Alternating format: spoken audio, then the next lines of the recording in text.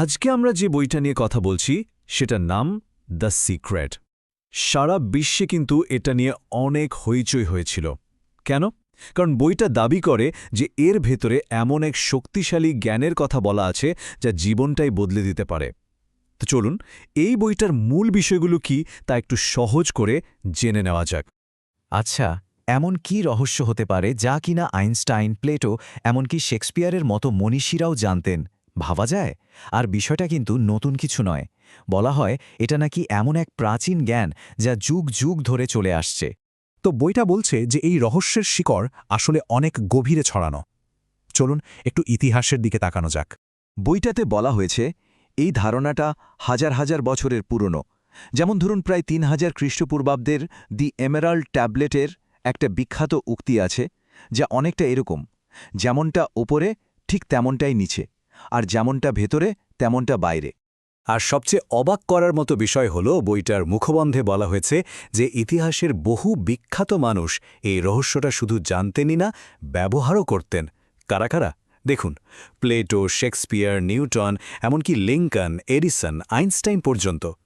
এই নামগুলো শুনলেই বোঝা যায় বিষয়টা কতটা গুরুত্বপূর্ণ হিসেবে তুলে ধরা হয়েছে।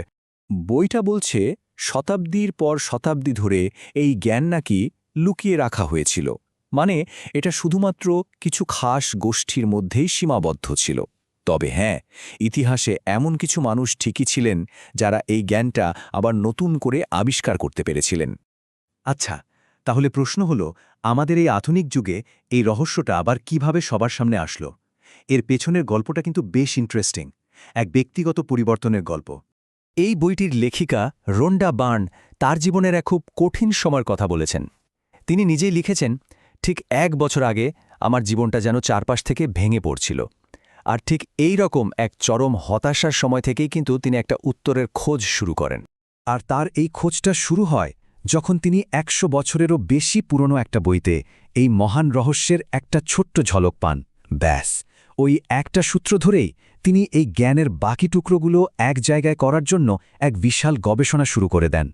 তো এত খোঁজাখুঁজি, এত গবেষণার পর অবশেষে সেই রহস্যটা সামনে এলো। কি সেই রহস্য? তো কি সেই মহান রহস্য? রহস্যটা হল ল অফ অ্যাট্রাকশন বা আকর্ষণ বিধি। হ্যাঁ, পুরো বইটার মূল ভিত্তি হল এই ধারণাটা। এর মূল কথাটা কি?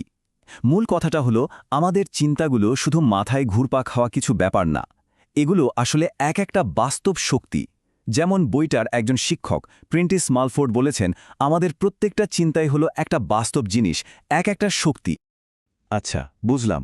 কিন্তু এই আকর্ষণ বিধি বা ল অফ অ্যাট্রাকশন কাজ করে কিভাবে? চলুন বইটা কি বলছে সেটা একটু দেখে নিই। বইটা বলছে এর পেছনের নীতিটা কিন্তু খুবই সহজ, কিন্তু সহজ হলেও ভীষণ শক্তিশালী। নীতিটা হলো একই ধরনের জিনিস একে অপরকে আকর্ষণ করে।